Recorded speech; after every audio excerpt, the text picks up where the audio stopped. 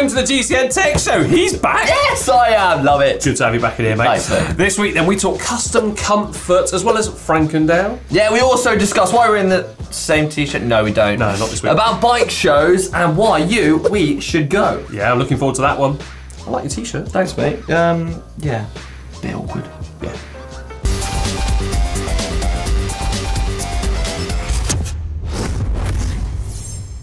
Right, first up this week then is the news that French brand Look are releasing an e-road bike, the E-756 Optimum. Now, we all know that e-mountain bikes are big news, aren't they? Because after all, we've got a dedicated channel to that over on EMBN, but also road bikes are increasing in their popularity when it comes to their electronic versions. Hang on, John. Isn't that Bernard Hinault on that bike? Yeah, so Bernard Hinault, the 5-time winner of the Tour de France and more general all-round legend. He is. He used one of Look's original carbon fibre bikes, and the E756 Optimum is a full carbon affair there, and they've actually designed the seat stays so they have a little bit more flex than normal, so that's going to help both with comfort and also traction when you're laying down the power. The motor system comes from the German brand Fazua, which gives an assisted speed of 25 kilometers per hour. It has 3 modes, but especially the rocket mode, which kicks out 400 watt hours.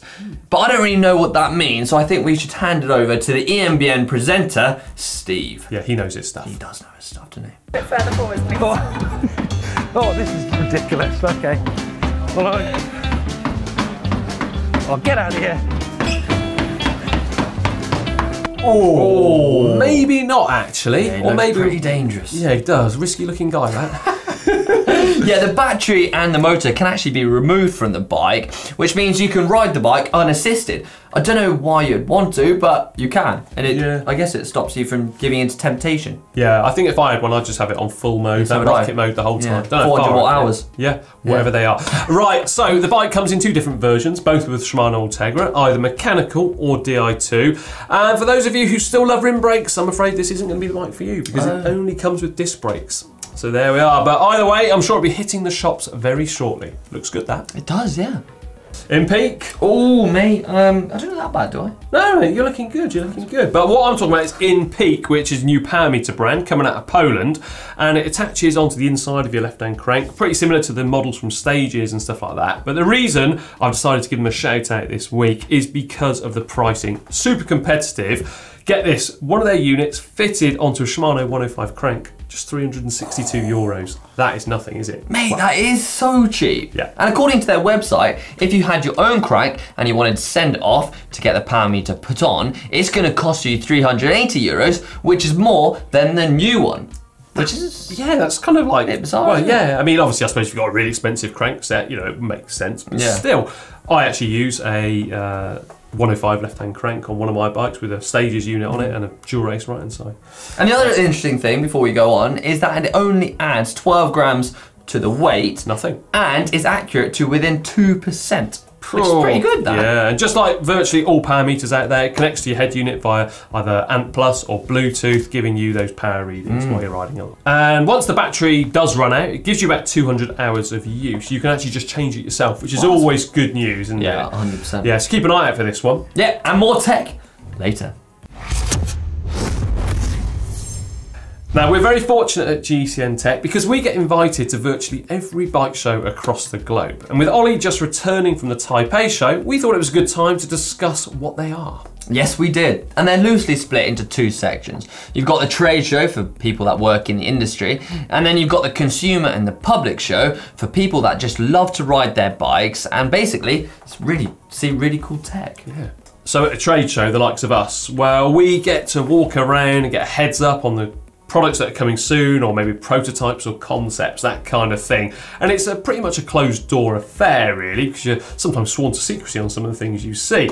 Now, the biggest trade shows in the world is definitely Eurobike in Germany, then you've got the Taipei Bike Show in Taiwan, where Ollie's just come back from, and then there was Interbike in the USA, which ran for probably about 30 odd years. In Las Vegas? Yeah, that's the one, Oh, yeah. I noticed he knows that one, because it's in Yes. Las Vegas. Sadly though, that looks to have disappeared from the calendar in 2019. I would have gone to that one. Yeah, I bet you would. I guess we could easily take these shows for granted because there are people out there watching right now who would literally kill to be in our shoes to check out all the latest products, wouldn't they? Yeah, but that's where the good news comes in, because a lot of the organisers of these big bike shows have put in a public and consumer day or days, which is frankly great news for the consumer. Yeah, 100%. A trade show or a public day of a trade show for a consumer is ultimately like browsing all the websites of your favourite products, but being able to touch the products with your own hands. Feel it and inspect it, I guess. And not sat behind a computer. Now, if you tried to do that with your local bike shop or something, it may not be possible because simply they wouldn't carry each and every single component or have the stock to be able to do that with. Yeah, so imagine if you're on the market for a bike and you've shortlisted around 5 bikes, but all these bikes are dotted around in all different locations, and it's just a nightmare to travel all around the country to see these bikes. And this is where the bike show comes in really useful, because you can have all those bikes under one roof, and you've also got the specialist there to talk you through all the different specs. Yeah, of course, it could further complicate matters too in the case of my dad when he goes off to a bike show, because he ends up seeing something that he's not seen before, and it's just another bike or another component thrown into the mix, and he comes back, well, even more confused than he went in the first place. So that's why I have to take, well, go along with him. Yeah, I have to hold his hand. Yeah. But I enjoy it actually, because when you go there, you end up seeing a brand which possibly you've never heard of before. You know, I mean, I like to think of myself as pretty knowledgeable about bikes and all the different brands out there, but each and every time I go to a bike show, I see someone who I've never heard of or never seen before. You always learn something new, don't you? Yeah, it's every day's a school day. Yeah. And also, if you are going to attend a bike show, then it's worth taking some cash with you, because you never know what kind of deals you can get on the display bikes. But it's worth actually doing some research into the bike show you're going to, because sometimes it can be difficult with the different trade laws. Yeah. But then again, on the last day of the event, why don't you... I know where you're going with this. Why don't you offer the guys a little bit of cash for that display bike? And you might, more often than not, get a really good deal on that. You've done that before. Yeah, I can tell you actually, having worked in the trade for a number of years and on different events and things like that, when it comes to a Sunday afternoon when you don't want to have to fill up that van. Yeah, I was just going to say, you don't want to do all the packing. All right, mate, I'll take that one. Yeah, you look over to the boss and he's like, yeah, accept it, that's fine. But I guess really what we want to know is, have you ever been to a bike show? Or would you go to one? Where was it? What was your experience of it? What would you like from a bike show? I really want to know it, because whenever I go to a bike show, they don't seem to change that much over the years. And when they start to introduce public days and things, sometimes people who work for the companies are a little bit like, we've got to work some more days, but they forget those people are paying their wages. Yeah. Ultimately, we want to know your experiences with the bike show. Yeah, and how many freebies you got from that bike show. Yeah, you get good freebies. Yeah, that's true actually. Yeah. You often see, like on public days, kids going around with bags, literally full. Yeah. Full. So let us know in the comment section below. Best freebie. I like that.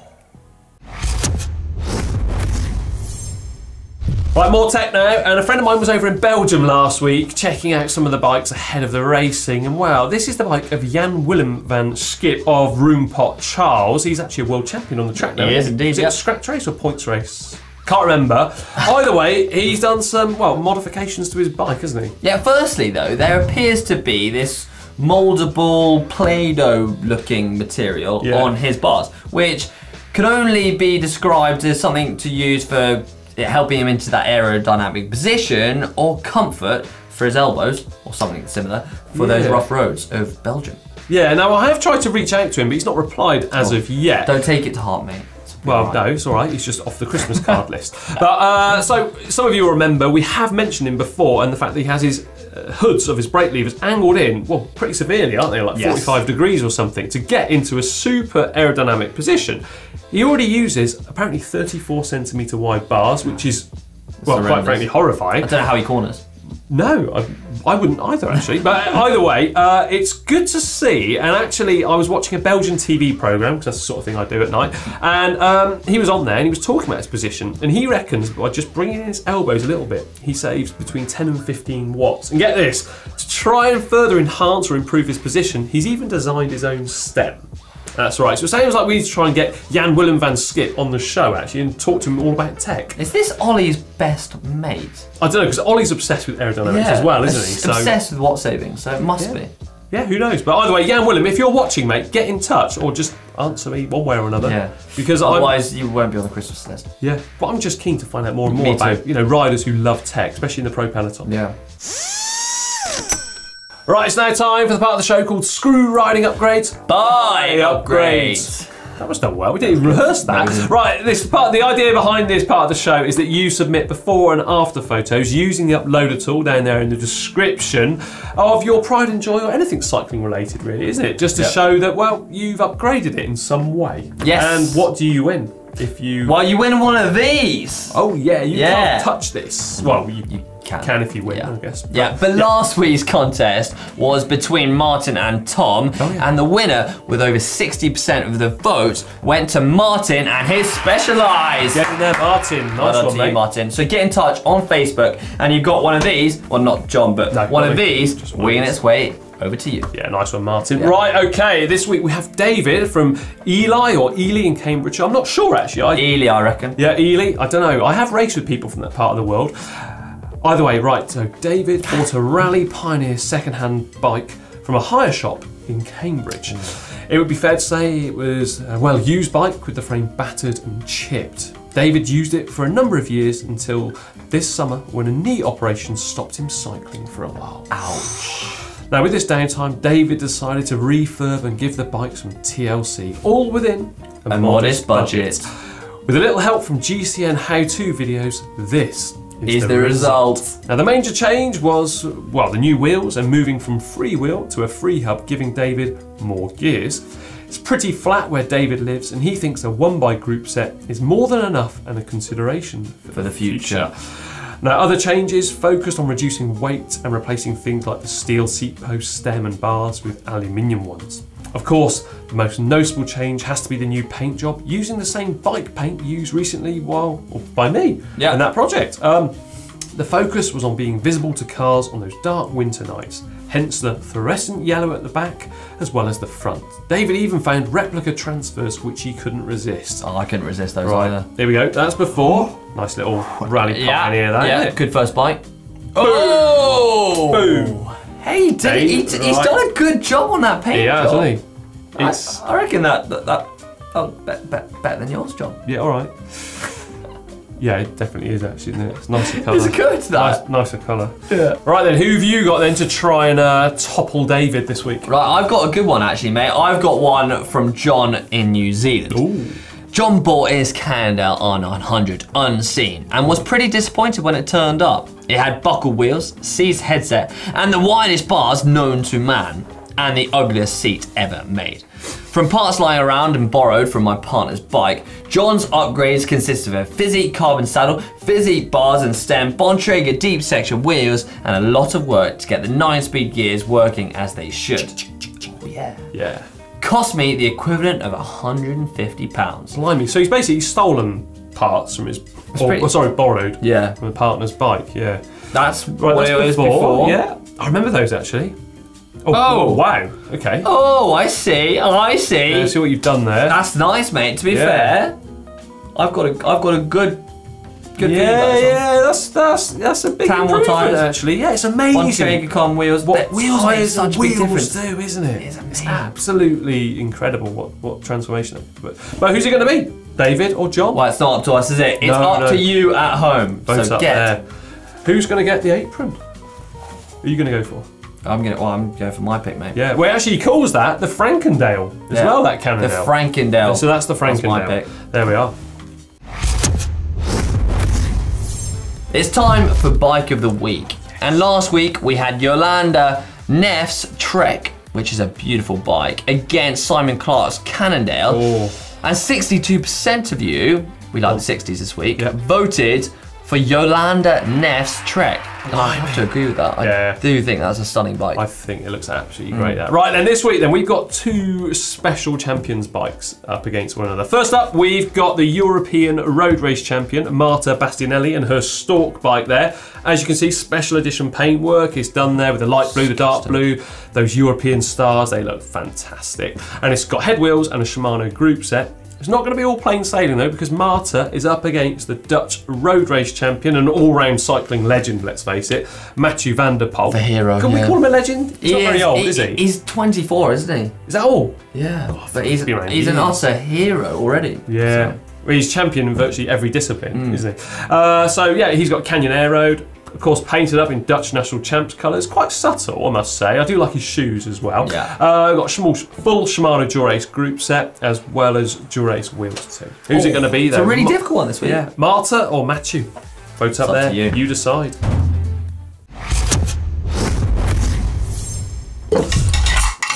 Right, it's now time for the Bike Vault, the part of the show where we rate your bike, either nice or super nice. And well, you all know the score by now, surely, how to get your bike in the Bike Vault. If not, what do they have to do?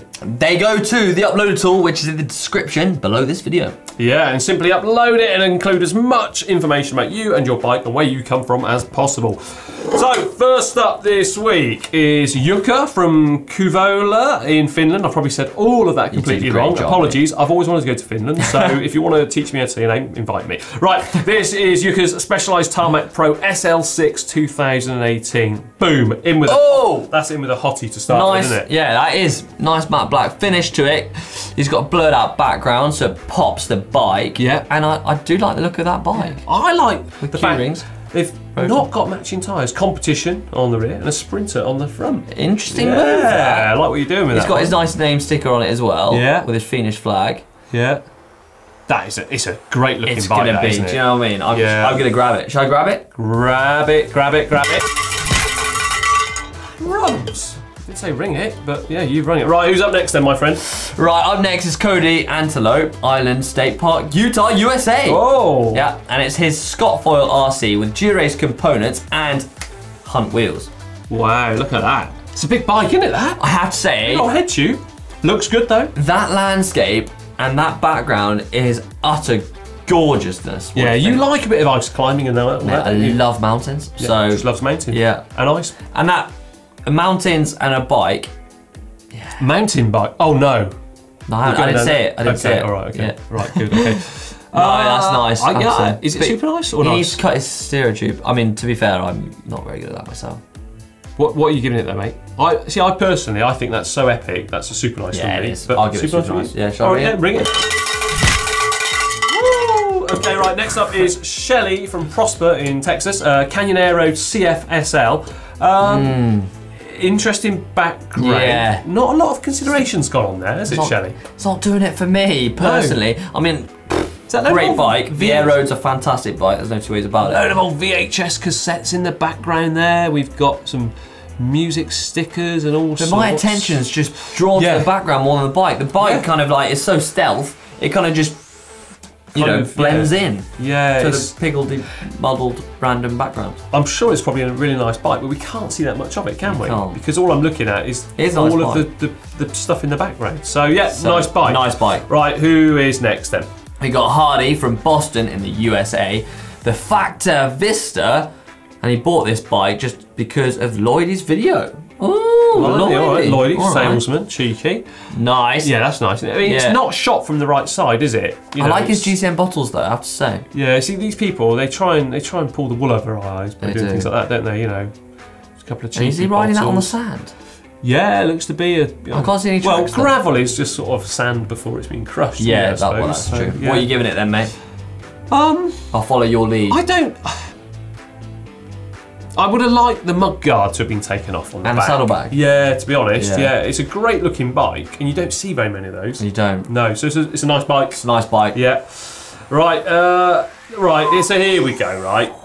Elio, this is the classic case of not giving a good description of where you're from. Simply, In my bedroom. yeah, what are you thinking? Okay, anyway, right, this is Elio's Orbea Orca disc. Check that out. That mate. paint job That is absolutely... must have been painstakingly painted and applied, because that is pretty incredible. Do you know what that sort of reminds me of? A bit of like a globe or an atlas. Imagine Or like marble Imagine you effect. had like a globe, you know, that opened up into a drinks cabinet, Oh, but yeah. it wasn't. But you peeled off all of that stuff and you just went, gonna wrap my bike in this. That's what it looks like, isn't it? Yeah. No, I like that. I'm gonna give that a super nice.